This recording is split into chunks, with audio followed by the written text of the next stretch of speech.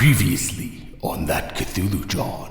Do I have my captain's home number? Yeah, this is Frank. I say, Frank, they have my wife and kids. Take down this number. Yeah, sure.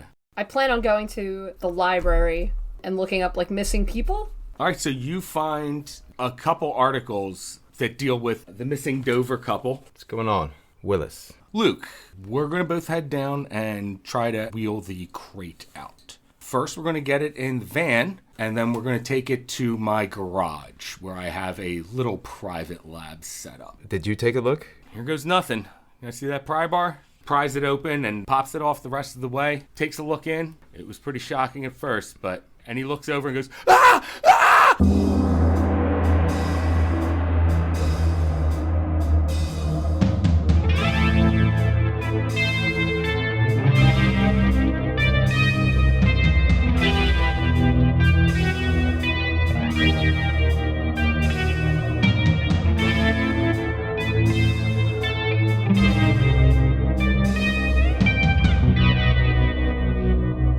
Welcome to that Cthulhu John. Hello, thanks for joining us for That Cthulhu John, episode 67. We are a real play Call of Cthulhu podcast. I am George, your keeper of arcane lore. And with me are my friends and investigators, Chad, Hot-blooded, y'all. Chuck, I feel the earth move under my feet. and Jenny. Hi. So, there was a fucking earthquake in Philadelphia today. I mean, it was in Jersey, but we felt it in Philadelphia. It was... Yes, crazy. Anyway, You want to go outside. That's what you want to do. You just want to go into the basement of wherever you are, the lowest point. No. yeah, just like Jenny did. You want to make sure you get your animals and go into the basement. You want to make sure you're buried under piles of rubble so that the only way you can get out is with a You want ladder. to go to the weakest point in your old Yeah, fucking go get under the house. most poorly supported part of the house with the heaviest Yeah. furniture above it. Yeah. Stand next to the chimney. So, the last episode focused a lot on Thompson. I think I'm going to start this one off with Walter. All right, so Walter, it's about 9:30 right now. After having a little bit of breakfast and reading the morning newspaper, of course, as you usually do. Mm-hmm. You turn your attention back to the Orendum Anguis Populo. It's been a bit of a thorn in my side since I've come across it. Can't seem to crack the Latin code. Still can't get past the title. Let's get... It sounds cooler in Latin.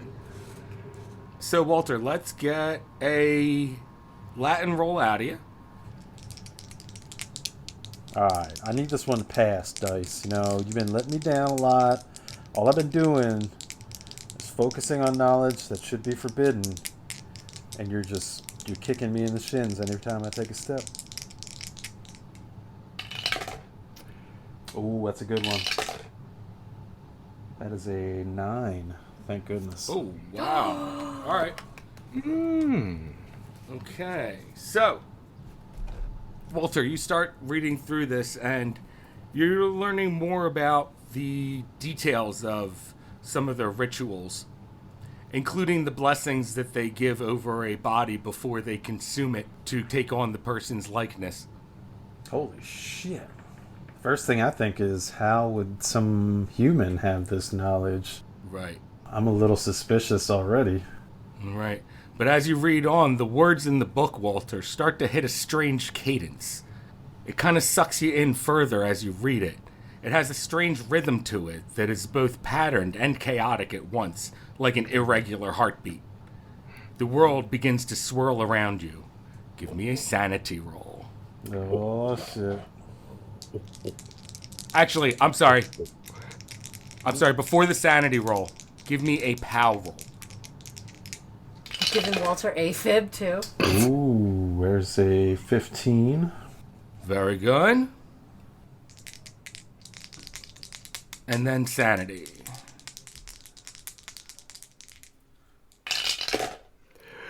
Ooh, 22. Ooh. Okay. So, Walter, Killing the rules. you you learn more of these strange details of these serpent folk. Like I said, including these blessings and prayers that they say over a body before consuming it. Walter, I hate to break it to you, but you now know how to eat someone and take on their likeness. Whoa. You know the steps to do it. I mean, if you had to eat someone and become them. Well, yeah, with that part in mind specifically, I mean, do I have to consume an entire corpse or like a Yes. piece of them? Oh my gosh, that's crazy.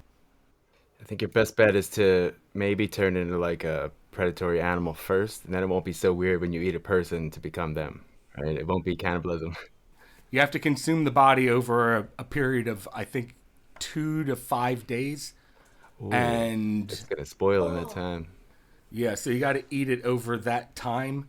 And you have to do prayers in between each like session as Oh you my eat it. goodness. Let's call up them Russians. Get you that curse. Shit. Oh Yeah. man, that'd be crazy. Eat somebody as a Wendigo, wake up as an entirely different person, be like, wait, what just happened? Whoa, right? With no memory. That's wild. It would be nuts. Combining shit like that would be... That's a neat little homebrew. Anyway. It'd be insane. All right, so Walter, you've learned this horrible, terrible ritual. It's in your head now, and unfortunately, you can't get it out. Oh man. He's like just trying to put off the thought Yeah, of just the ingesting thoughts. human meat, and his thoughts actually return to Millie, to be honest with you. That makes sense. The whole Wendigo He's actually business. a little panic stricken for a second, like if that had happened, then the holy moly. Good thing Walter knows how to keep a cool head. Passing them sanity rolls. Goodness. So I was gonna. Does his mythos go up? Oh, after the After Chad, learning Actually, good point. learning this, you haven't fully studied the whole book yet, but after learning this ritual, yes, we will put you up 1 point of mythos. Shit. Your max sanity goes down 1. Now The that you max. could read it, Not what you have. do you know that the book is actually called How to Serve Humans for Dinner? Well, it does tell you how to eat them, or just how to eat any sort of humanoid, I guess, because it can do it to other snakes, obviously. I think the rule is that it has to be within 2 size points for you to be able to take their shape. But if you wanted to be a snake, You can't person, like take the shape of a baby, Gotcha. let's say. I was thinking, just eat a small person. Eat one of Thompson's kids. It would take you less time, be less That's a good disturbing. point. Or no, I guess it wouldn't be less disturbing to eat a child. I didn't say that. I don't mean it. It would just be quicker. There's less to eat. Less, rituals you have to do in between because you're like, Let's just say the Course meat's one. a little more tender. Yeah. course two. Walter, this disturbing knowledge is going to haunt you probably for the rest of the day. But we're going to leave you there. And let's go to... Heather, what you just got done getting some records of one of the people that you saw yourself as during one of your mushroom-induced nightmares. I think I was just going to see Walter since I was already down there. Check on him, tell him about, that I see dead people and I know how they die from eating mushrooms, fill him in on the dream, and that I know where, like, the family members of the deceased are. And it's probably not a good time right now since he's probably going through a little something, but I don't know that. That's true. So, by the time you get there and after Walter has had his chance to learn more about these horrifying rituals, Heather, you get to the hospital. I was actually going to say, given what he just learned and what he was working on before, you probably get there and find him kind of like trance-like, just kind of mumbling some of the words to the Call the Lightning spell. Maybe not to cast it, but just to try to take his mind off of what he was reading in the other book. To distract yourself. Yeah, he's trying to commit Yeah. like sections of it to memory, I guess, just to kind of focus on anything but that scaly leather-bound book. All right. So, Heather, you come in and you see Walter in this strange trance, just kind of staring out to nothing, muttering to himself. Okay, does he even hear me come in? Or he's just... I'd say probably she's not. just zonked. Yeah, I think he's kind of zoned out. Hey, Walter? What? Hey, Walter. Heather. You okay? And he kind of rubs his eyes and, like, blinks pretty fiercely, or keeps them closed for a minute there. And then kind of comes back like, hey, how are you? Good morning. Tries to come back to it, plays it off a little bit. I'm good. How are you? Are you hitting that morphine a little hard today? What's going on? He kind of chuckles and sighs a little bit. He says, I kind of read some of the book, and I'm not sure if I should have or not. I think that Brightly can do what the snake people can do. Like, this book contains information about how to do what the Ophidians do. And, I mean, is Brightly even who he says he is? I mean, he seems like the kind of person who would use... Well, I mean, he seems like the person who kind of likes this forbidden knowledge, but to actually consume someone? He kind of says it out loud, but, like, disbelieving what he's saying. Mm-hmm. But to kind of gauge, his own sense of, I guess, reality at this point, he's kind of saying it to you to see what your opinion is, to see if you reflect any of this madness, or if you have any, stability in all this. What? I mean, I never trusted him, but... So now you know how to do that? And his face probably goes a little pale. I'm trying not to think about that part. Does it say, like, do you become them, like, their thoughts and everything? Like, does it say anything about that? Or are you just physically the person? I try to think back to that part. I'm actually a little curious about that, too. No, you do not retain the person's memories, just their image and their voice. That's what you retain from them. I mean, you're an exact copy of them, but you only have your own memories. Yeah, okay. So, I mean, wouldn't that mean that somebody would know Brightly who knew him when he was different? Wouldn't there be a change to his personality if he's not who we think he is? Yeah, that's kind of interesting. Does it mention anything about it becoming permanent, or if there's a way to revert, if they could switch between other personalities, or any of that kind of thing? Yes. So you can maintain the forms of multiple people depending on how many you eat. Man. So you can switch between them. It's likely how they do it, Okay. and not the other, like, more temporary skinwalking ability Right. that Yuki had. This is more of the way they do it. The snake people. Holy shit. I mean, the only person we really know, that we could trust, kind of ish, is Raquel. But, I mean, if it's only a professional relationship, she probably hasn't known him for that long.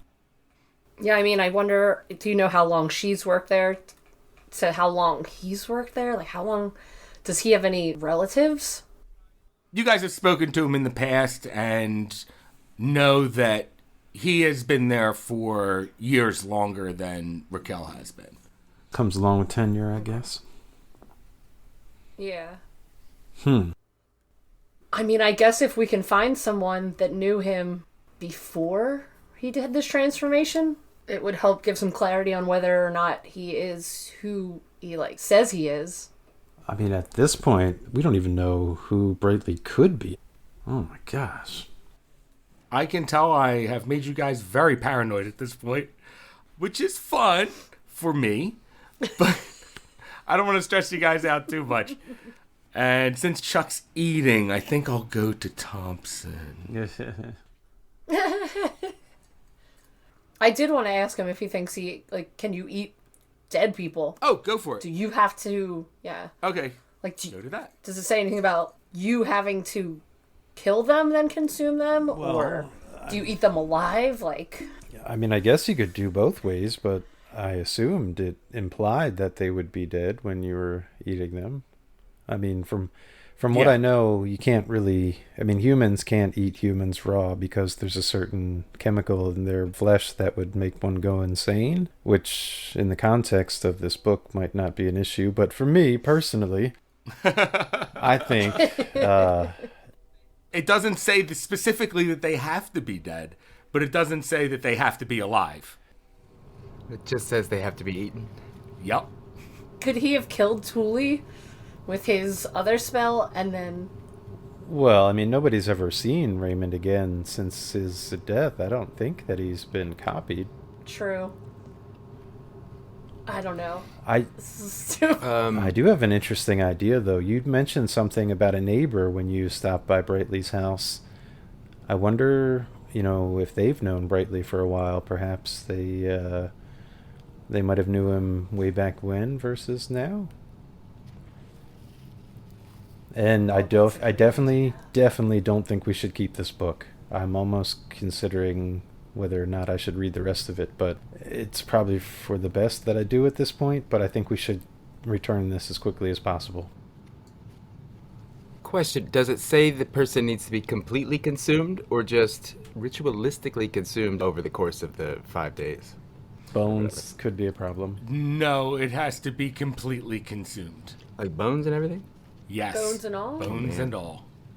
Which is not so much a problem for snake folk who can just kind of unhinge their jaw.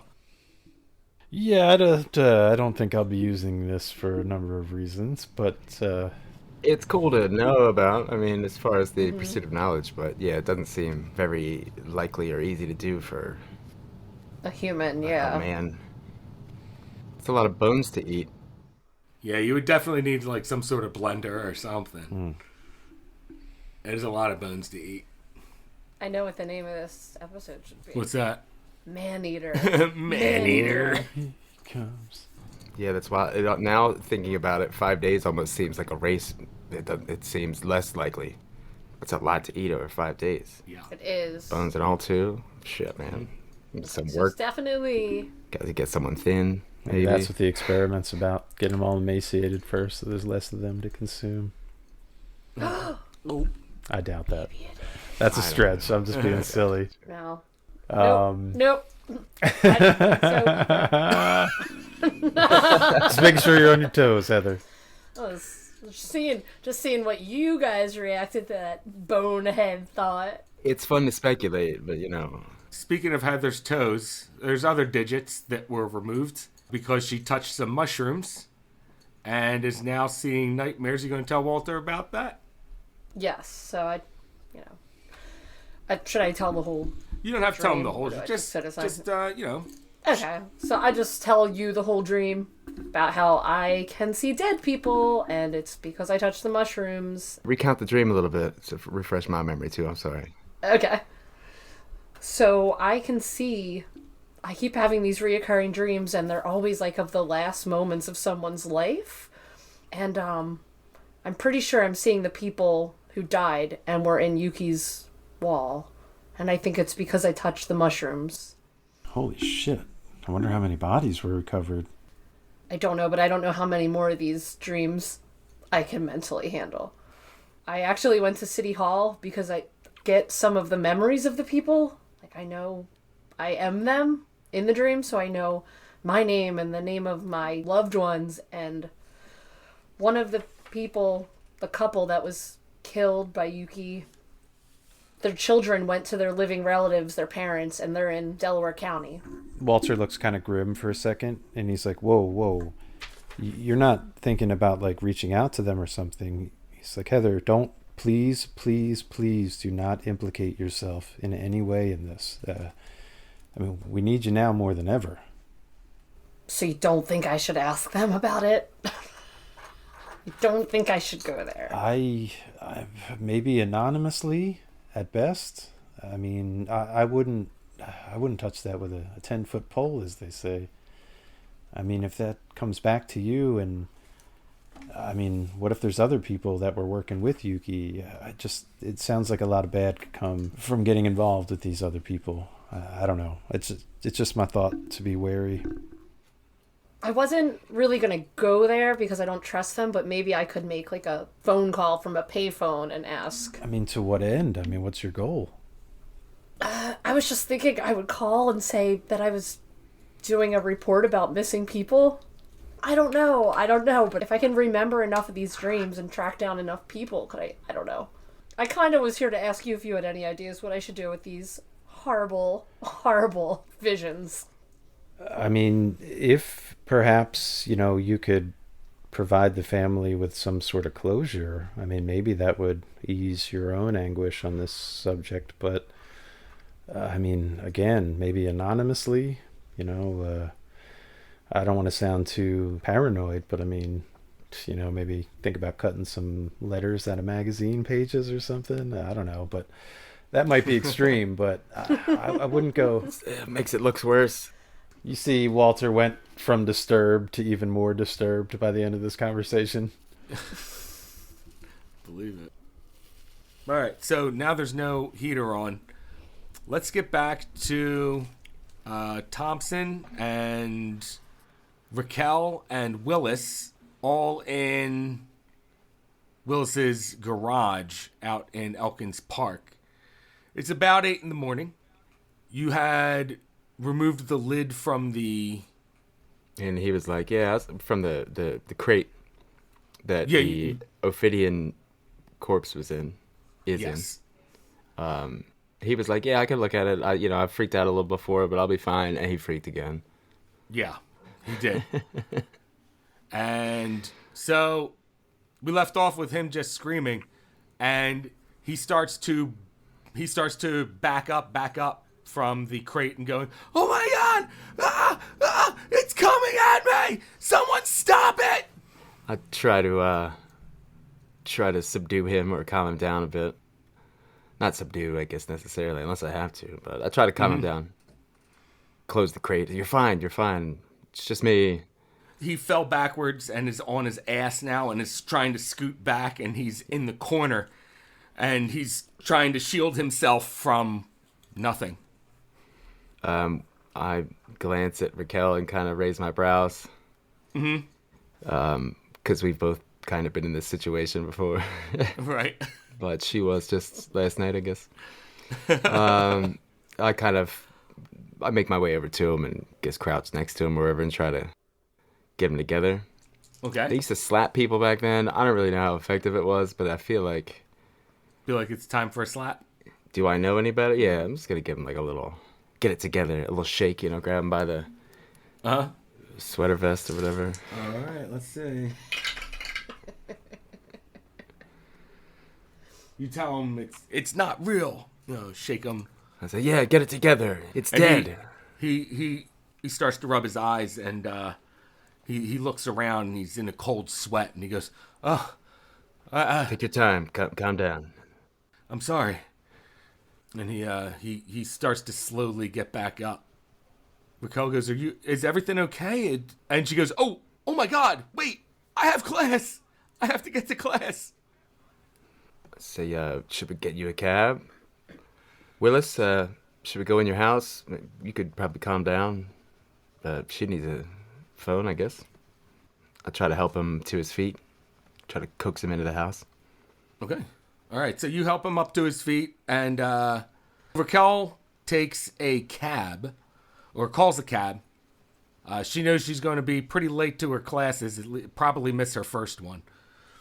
I also wanted to coax him into his house. Now that I have access to all his secret possessions. Mm-hmm.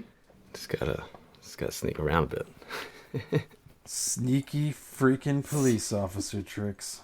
While she's calling a cab, I guess I sit him down. Would we have gone through like the back door? Or is there? It was a separate garage, or was it connected? It's a separate garage, so you have to leave out the. Would we have gone in his back door? Yeah, you'd gone in the back door. Sit him down in his kitchen or something, I guess. Then, assuming or dining room or whatever is right there. Close his chair.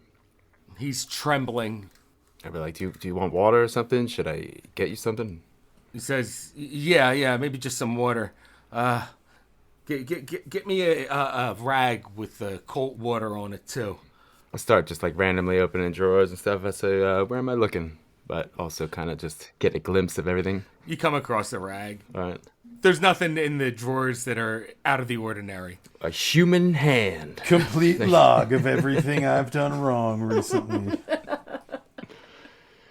Does he keep the glasses like with the lip side up or down? You know, does he have mats? Lip sides are up. All right. People don't like that, but I don't really. It doesn't matter. It's So- dusty. Who cares? So you try to calm him down even further while kind of looking around the place. And you know what? It's a bit modern for 85. You got your, let's see, what's a modern 85 house look like? He's probably got like a sweet like stack with like a microwave and like an oven and like a broiler or something maybe.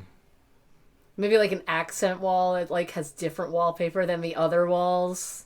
I thought we were so fly. We had that in our house. Oh my god, I thought we were so fancy. And it was like insane when I think of it now.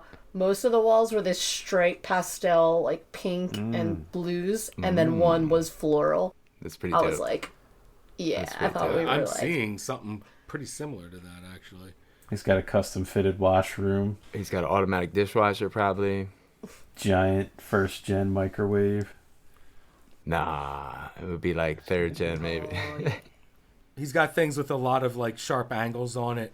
Coffee table that's wireframed almost looking with glass on top of it, just the clear Yeah. glass.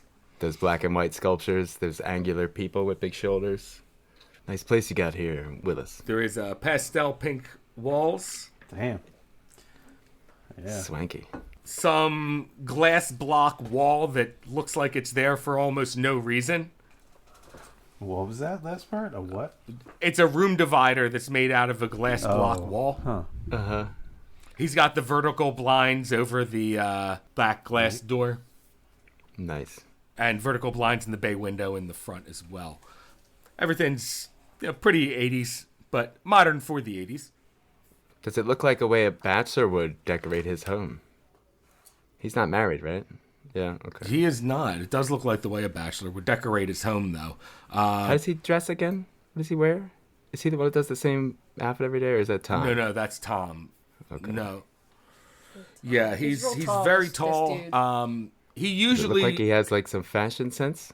he Or, does actually. He right. usually wears like you see him wearing right now, for example, a turtleneck with a sports jacket over it, and Snazzy. yeah, some slacks with some really nice looking brown leather shoes. Would you say he's a creased pants kind of guy?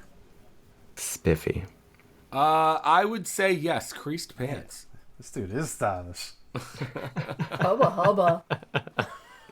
Heartthrob. Should be in Teen Beat magazine. So Or like that date game that you would Dream play. Date. Dream date. You got the dud. so I get him a rag and all that, I guess. Have a quick peek around, just see if anything's out of place or odd, or Okay. On a cursory look, give me a spot hidden roll. Anything under an extreme won't turn up anything, though. under, above, anything. Yeah, I gotcha. Anything less effective than extreme. Less effective than extreme. Less extreme. Yes. Must be extreme. Spot hidden, huh? Mm-hmm. Well, I might as well. 11%.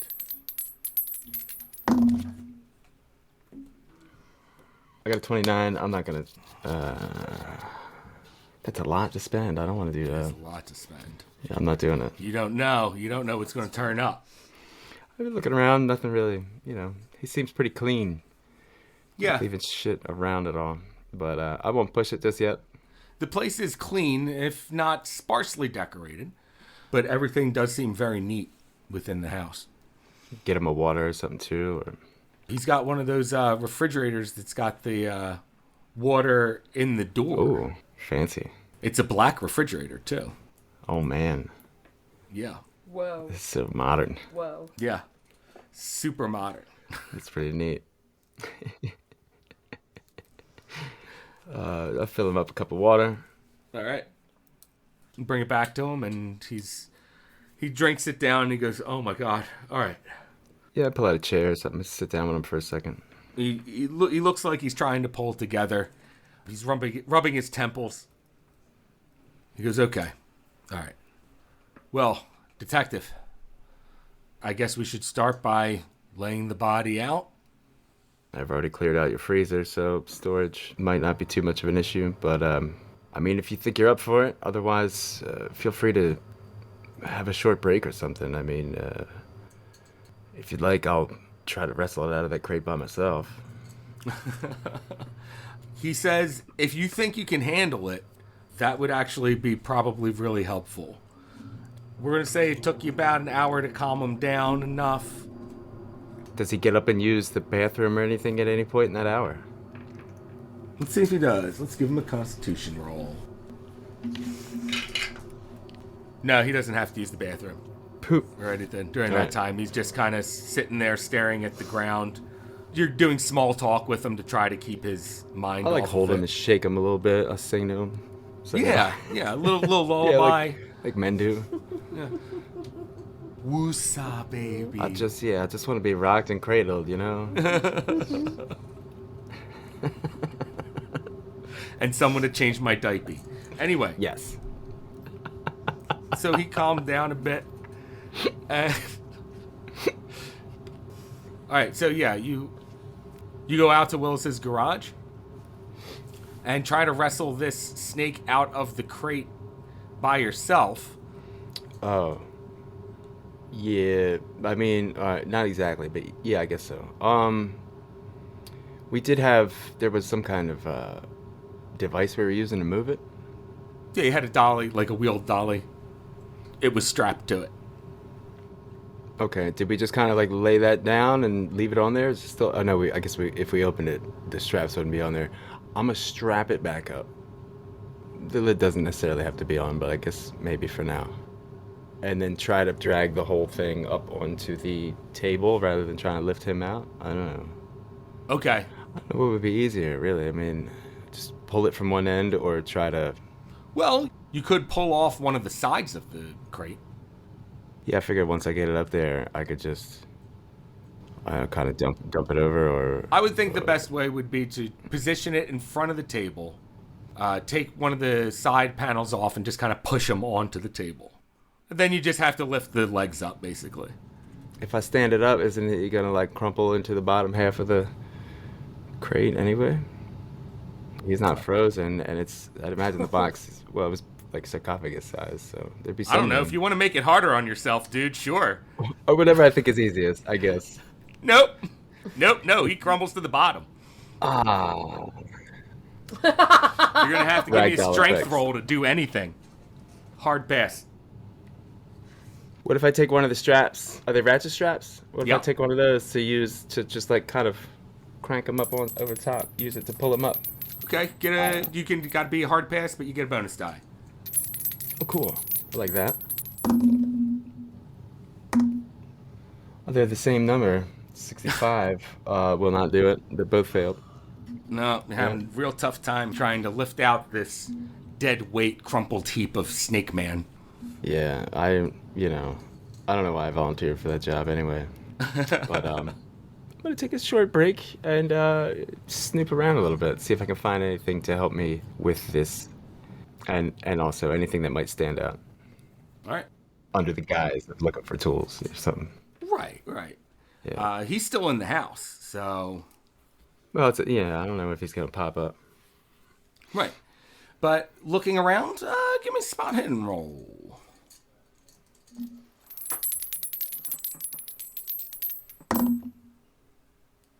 Poop.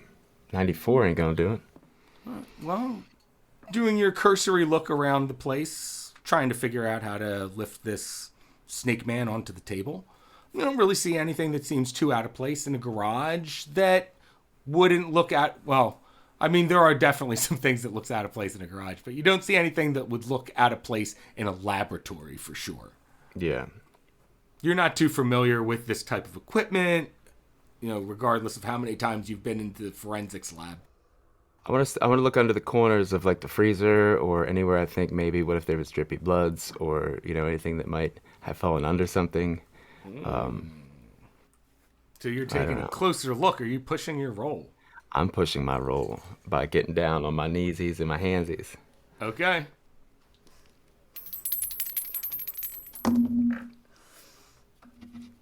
$17 is a hard pass. All right. Okay. So you get down on your hands and knees. Hold on one second. Let's see what I can... He hit the floor. Next thing you know. Luke Thompson get low, low, low, low. Okay. You hit the flow. God damn it.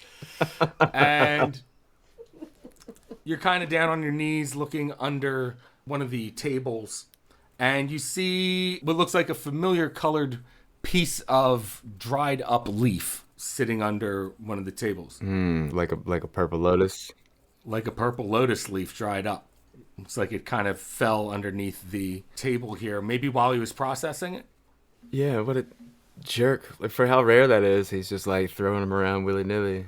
I know they shrivel pretty quickly. Do I think it is possibly some of the stuff that he got more recently, or does it look older? It looks pretty old. Tough to tell because once the flower's dried out, it just kind of looks... Like a dried flower. Yeah. I don't think that would be useful at all, do I? Give me an intelligence roll.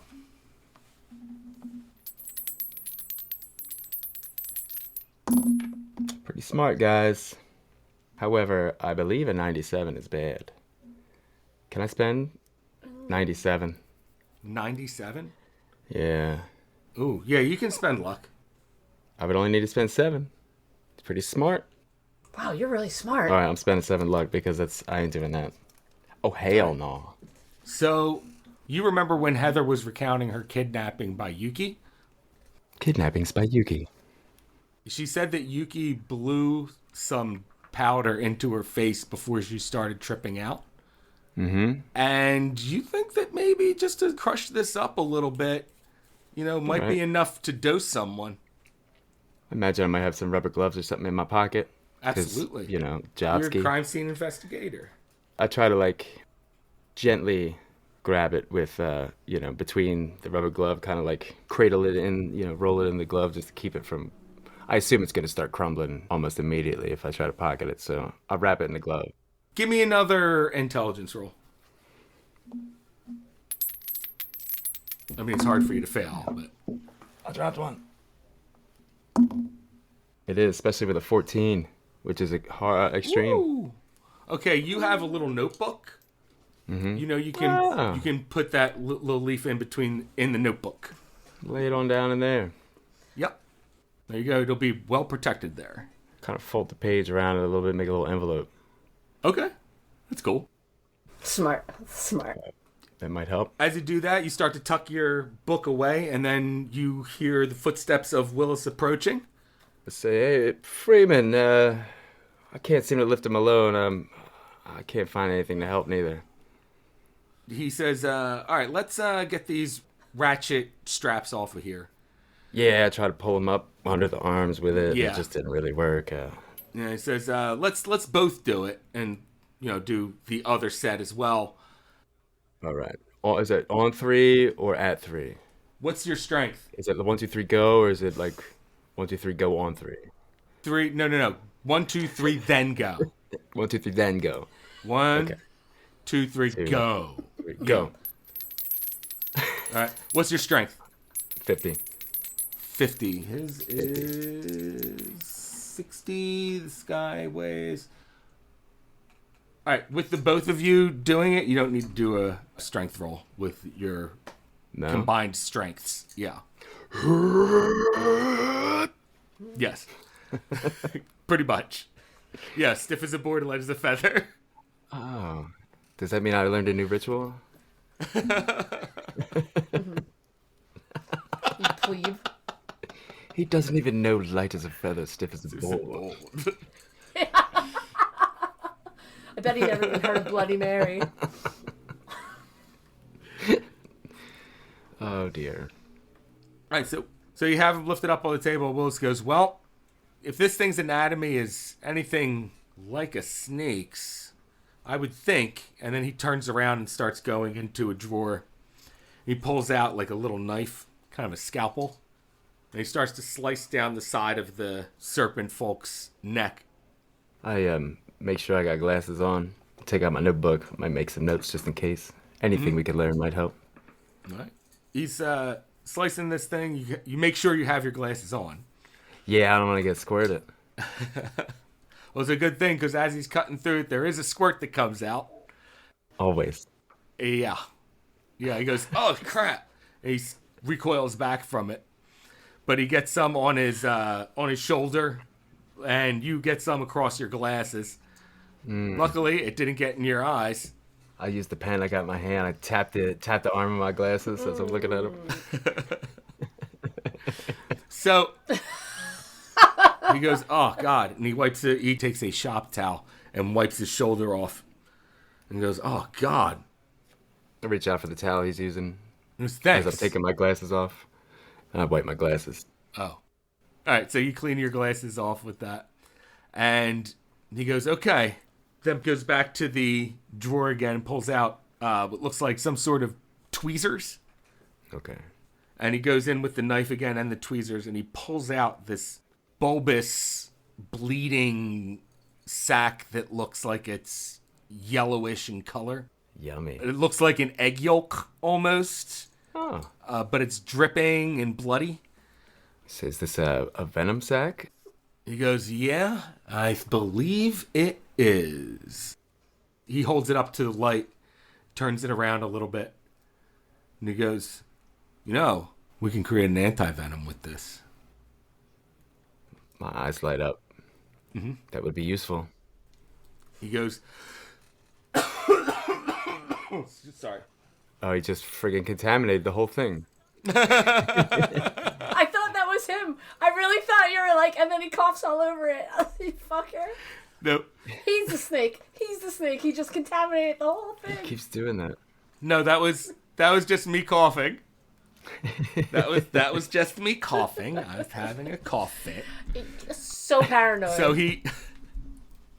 So he takes the venom sac and he pulls out a syringe, pushes it through the sac, pulls out this viscous, pale yellow liquid comes out of it. And he takes it and puts it under a microscope. And he starts putting other agents into it. Not sure exactly what they are. But it starts to give off a weird smell. It's kind of like a sickening sweet smell almost. Oh, yeah. Cover my face with a hanky or something. It's a little nauseating. Willis pulls his head back from the microscope. And without turning to you, he says, looks like it very similar to arsenic. But with just a couple changes, it looks like. It's barely discernible from it. Interesting. Make a note.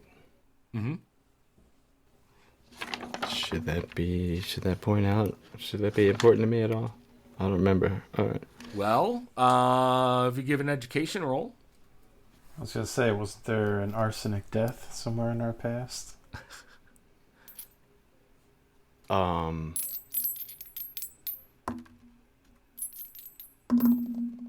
might not have wrote it down. Education? Yeah, 65 out of 85. It's a pass. that's how Lenny died. Oh. I know. Oh, You don't that's even right. remember him. Who? I'm sorry, who? Oh, the guy you wanted me to turn into? And I wanted you to take his skin. Not anymore. This is not. anymore. He can't be Lenny. I don't even want you to fully eat Lenny so that you could just become him. I mean, I don't want He's on Walter a to slab. teach you how to do it so that collateral damage. But yeah, that was what Lenny's autopsy report said was poisoned by arsenic. Right, that checks out. Self-inflicted, supposedly. Yeah, supposedly. Well, then we know who killed, specifically, who killed Lenny then.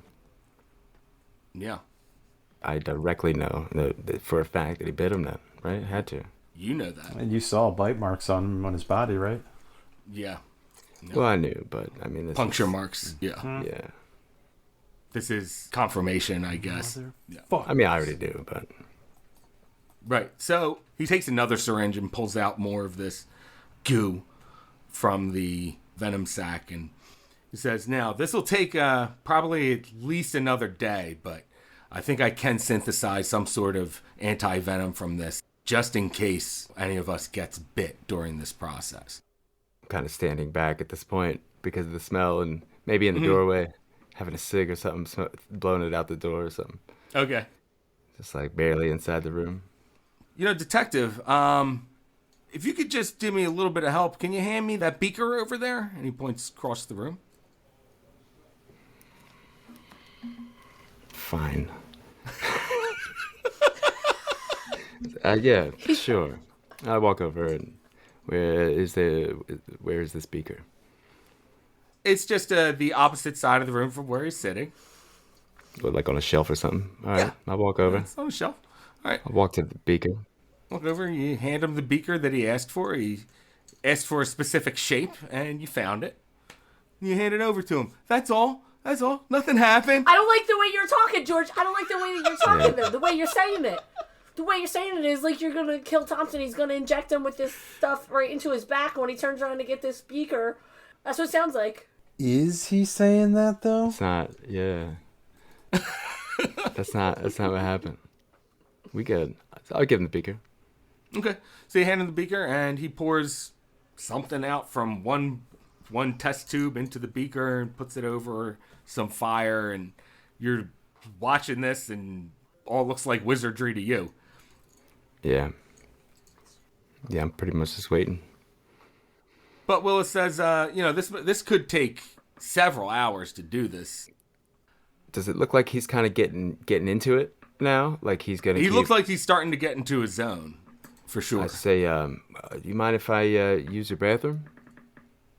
No, sure, go right ahead. You can use the powder room, the first floor bathroom.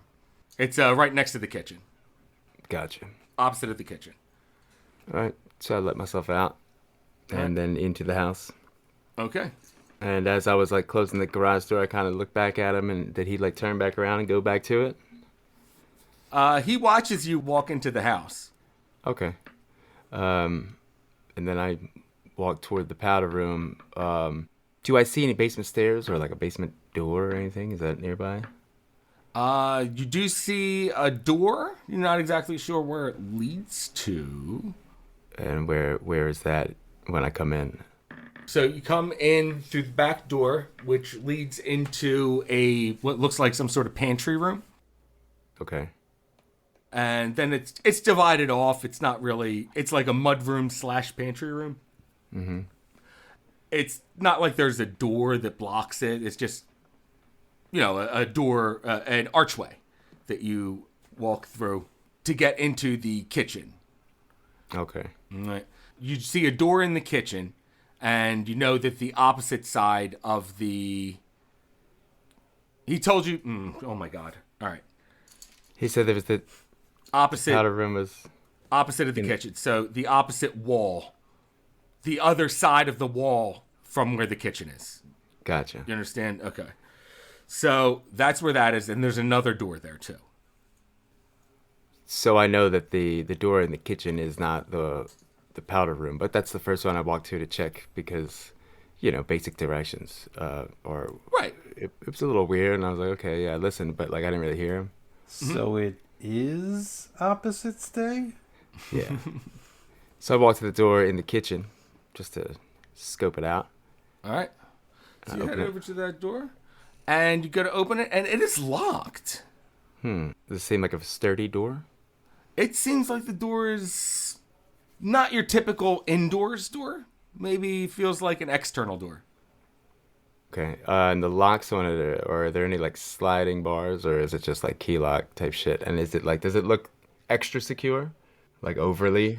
It doesn't look overly secure. However, it is locked, and it looks like it's just a door handle key lock. All right. I kind of give it a little kick, just like a tap. I don't know why, with my foot. And then I start looking around for where the bathroom might possibly be from here. I go to the opposite. I go Okay. around the Round something. the corner. Yep, where the powder room is. Do you go into the powder room? Yeah. Do you take a shit? Oh no. Well. Oh, okay. Roll for it. Roll for Dookie. I mean, I've been running around a lot lately. I've been stressed. Like, I don't think I'll have a moment. Evens are poop. Odds are pee. Oh, I'm just gonna roll Constitution. Yeah, roll Constitution. A 93 ain't gonna do it. That's a fail. Oh no, Thompson! I gotta go. You got it. Finally had a moment to relax. You've been holding it Man. too long. It's all coming out. That coffee and cocaine is going right through you. I hope he has an industrial pump in his sewer, man. This is coming. All right, so Thompson's busy doing that. Let's go back. After I sit down, I look to see if there's toilet paper. There isn't. No. Cliffhanger!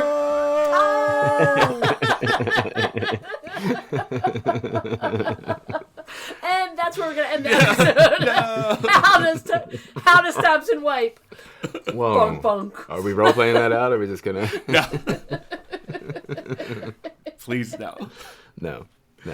All right, back to Heather and Walter. Thompson, you are just a half hour behind Heather and Walter right now. Oh my God. Okay. Right? And where are they at? They're at the hospital. No, I mean what time rather. They're at 10 o'clock. You're at 9:30. Gotcha. 10 o'clock. Do you guys decide to do anything? Walter says, I read through all these books. Maybe the next time we catch up with Luke, we can have him and or you. Luke has the keys, or the key rather, to the safety deposit boxes. But maybe we could arrange to swap out these 4 books and maybe get 4 more. I'll still be here for a few days, and I've plotted all the lines for these books. Yeah, I mean, I could catch up with him and get the keys, or... Do I still have the key, or did I give it back to you when I brought you the books? Oh, that's a good point. I can't imagine I would have hung on to the key. You know what? I've been drifting in and out with this Yeah. morphine, so like it's possible that you gave them to me and I totally forgot. Yeah. I'm like, actually, I seized the keys like with the other books that he wasn't reading currently, I guess. Seize the keys. Seized. Carpe diem. Oh, but actually, That's so dumb. I know. You're welcome. Sorry. George, something comes to mind. Sorry. The parts in the book that I read about Sithagwa, did it ever mention there were any like human, sects of cults that are like broken off, or is it just their Ophidian cultists? This wasn't the Brightly book. This was the Speculum Magus books, right? Yeah. Okay. Yeah. Yeah. So, I'm sorry, what was the question again? Essentially, like how the regular Ophidians have like Yuki's cult of followers, do Sithagwa's worshippers have their own human cultist followers? Or is there any mention of that? There is mention of that. There's mention that his followers are generally considered to be madmen, because it says in these that Sithagwa is something that lives within the earth, and every so many millions or hundreds or thousands of years will surface to feed.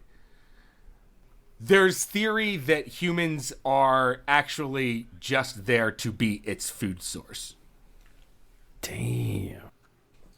I mean, is that to imply that they had something to do with our creation, or that they simply heard us? Walter gets kind of deep for a second. How old? Because these people are way older than the human race, right? Yes. From what he knows? Very much so. It doesn't specifically say, but it may have some implication of it. That they've been hurting us, or that they had something to do with our, birth as a race? More something to do with the creation of the human race. Damn. Yeah, I think Walter kind of sits on that part. Because I'm thinking he's kind of thumbing through this book and maybe reading some of that out loud. Mm-hmm. But then when he comes to that revelation, he may not choose to share that immediately. It doesn't specifically say it.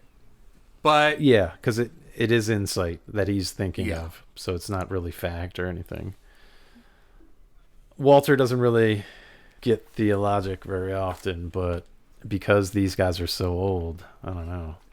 Makes him kind of wonder, because he does kind of analyze things, and he loves to find knowledge like this in books. So, geez.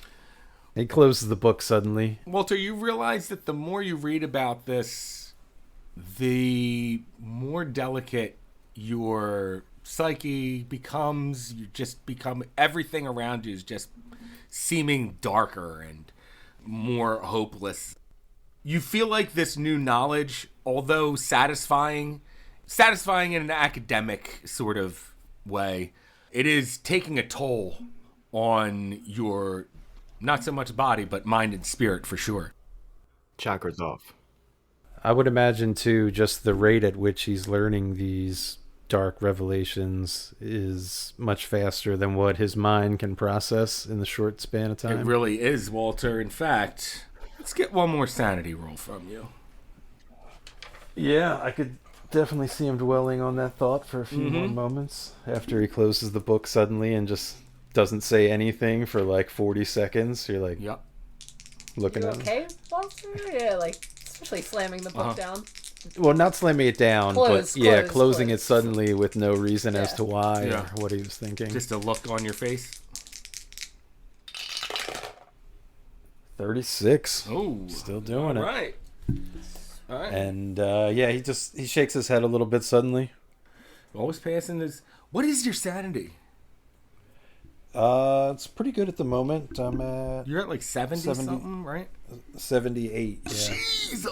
What? It's because he started off with really high PAL, Steel trap. right? Yeah.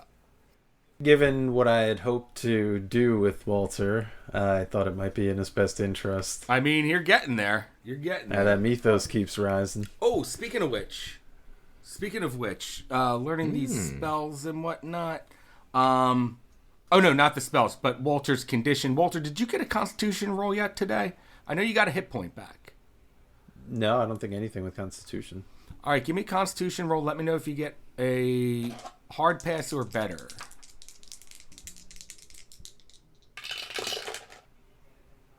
No good. 87 Oof. out of 60. All right. This healing process is very slow. I mean, granted, it's only been like a day, but you are coming to the realization now that you're probably going to be here for a while. Yeah, I mean, my original expectations were at least a week from Yeah. when I was admitted, but yeah, I mean, being that he's a bit older and he's not a very physically imposing individual Right. anyway, I mean, it's not like he's really looking to get into brawls or scuffles. What so. is his Constitution? 60? That's his one kind of good stat. That's not bad. It's better than Luke's. Really? Yeah. Well, Luke smokes, so... He's more slender. He's not, He's dexterous and intelligent. Yeah, I mean, he's just not brutish. I mean, he's not unhealthy. Yeah, He's just okay. kind of small and... That's good. He, I would like to think that he's lived a good But life. if, I mean, he might toil away tirelessly to fix things, but Probably a little bit healthy. I'm going to keep giving you Constitution Healthy rolls what? each day, and the more you pass, the quicker you're going to get out of the hospital. that sounds good. Yeah. So that's what we'll do with that. Heather. I mean, it's still early enough. He looks. Well, I was going to go get the books. I was gonna say, yeah. I mean, All it's right. still early enough. If I can arrange something at the bank, maybe we could do that today, just so I'm not wasting any time in here. All right. Yeah, that would be cool if you called. I just don't want them hassling me if I get there with your key. I don't know. I wonder too, how many pages is the Terrible Snake Society book? It looks like it's maybe a little bit more than 100 pages. I gotcha.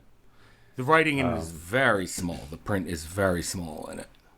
Oh shit! Like, given what Walter knows about copying, photocopying, and Xeroxing and all that stuff, does it look like this is something that could still be legible after it were copied? It might not be. Shit, that's what I was afraid of. Yeah.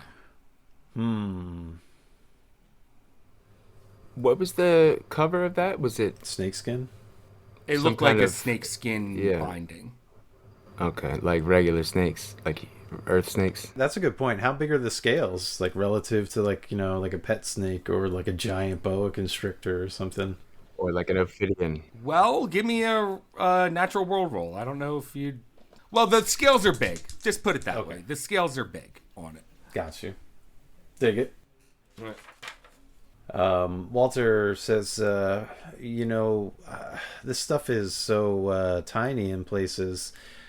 Or wait, let me back it up a step. Does Walter know enough about Xerox machines to relay the quality settings? I would say that like you would, because you work in that bookshop, that you guys have a copy machine in there.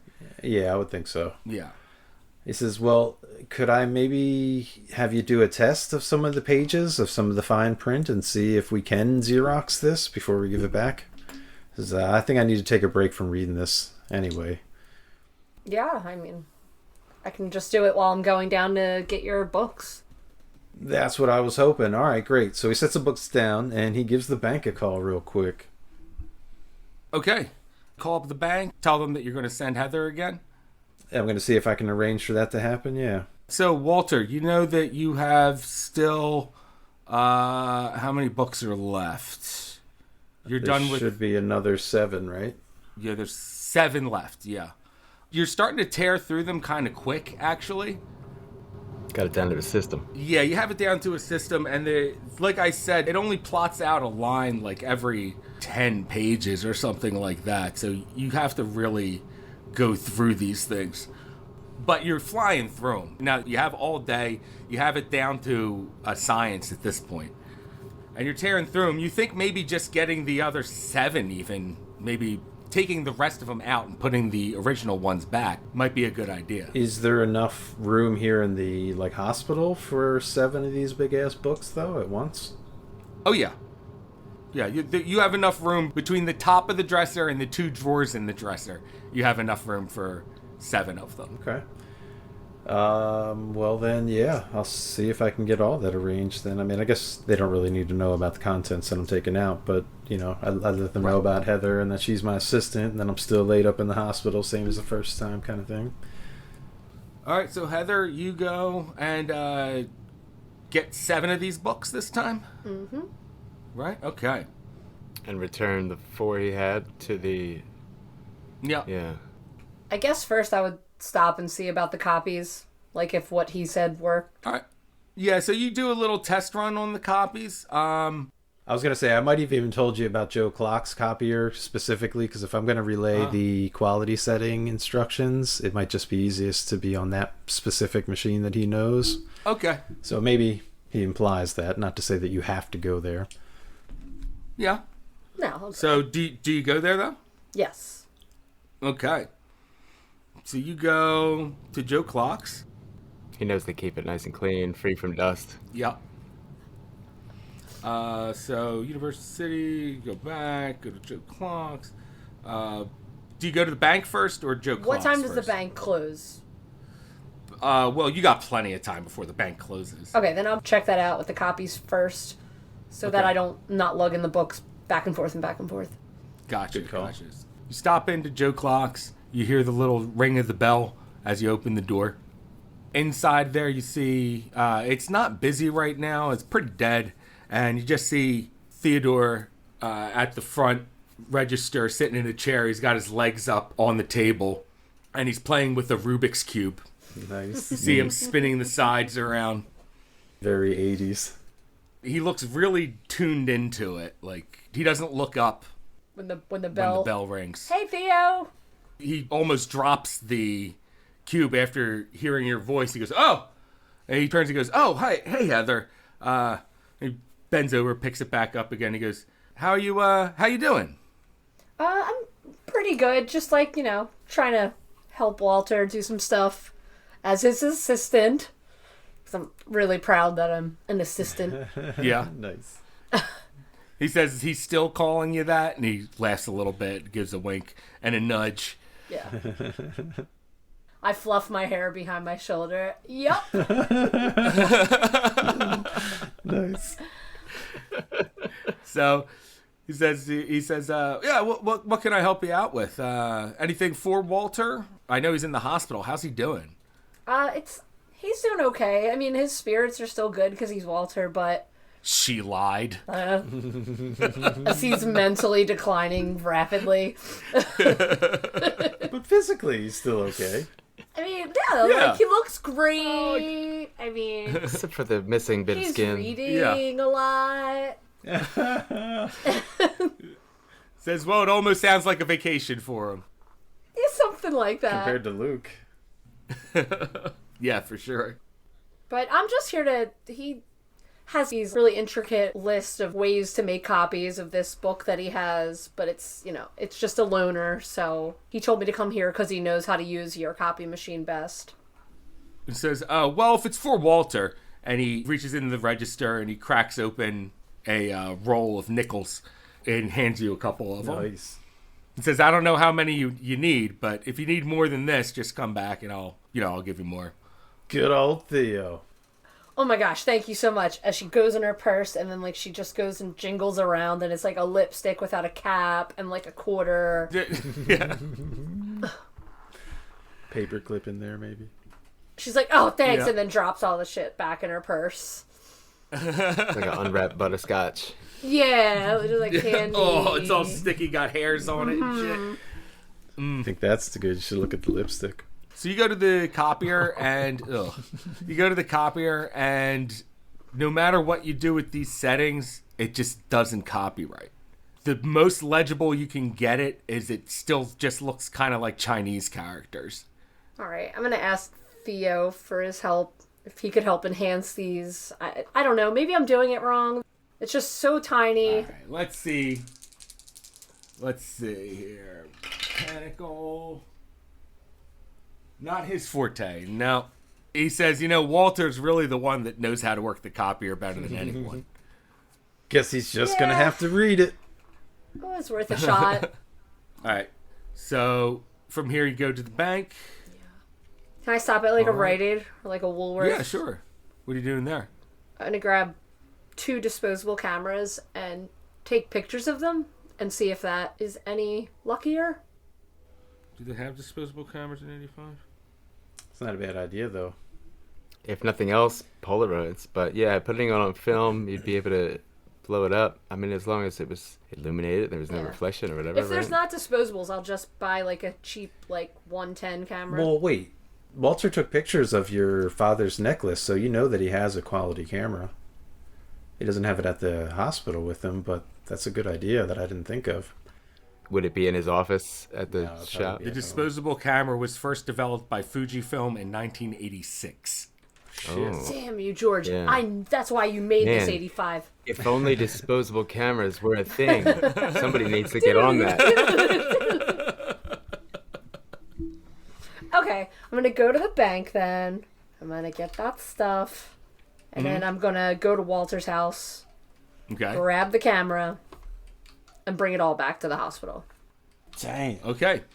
As you are at Walter's house, you start to leave it, and you see a police car pull up in front of Lenny's house. Does Walter have binoculars? I feel like he's a guy who had binoculars. Of 'cause course he has Yes! binoculars. Can I... He's an old man. He's got the one that looks like a little wallet almost, and you just kind of flick them open. Oh, nice. Oh my god, Cool. they Yeah. would... They were awesome. I'm definitely gonna look. They probably already worked perfectly to get to Lenny's house because he was always so annoyed at Lenny. Yeah, they're like dialed in right to Lenny's house. That's why I always parked out front of his house so the truck would block his binoculars. It's all coming together now. I'm gonna spy with one hand, and with the other hand, I'm gonna page Thompson, just with Walter's number. Okay. All right. So you page Thompson, that's going to be at 11 o'clock, though. So Oh. What do you spy? What does she spy? you see the cops come out of the car, and they start knocking on the door for a bit. And then one cop goes back into the car and grabs a battering ram. They both go to the front door, heave, ho, knock the door down, and start to storm into Lenny's house. And that's where we're going to end the episode. Oh my god. Shit. Crash, boom, bang. Somebody needs to warn Lenny. Like, you even remember him. Is Lenny's ghost, where did he go back to his home or did he stay at the police station? I wonder. because he'll be upset. He doesn't like people knowing about him. I use Ghostly Strike against him. Oh, yeah. I use my my Chains of the Revenant. GG, guys. We're going to call it there. Everyone remember that sanity is overrated. Thanks, everybody.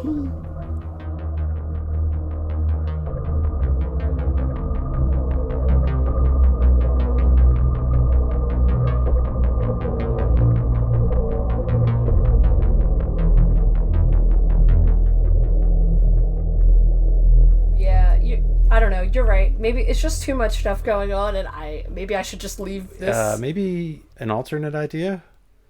Maybe you could just get a journal.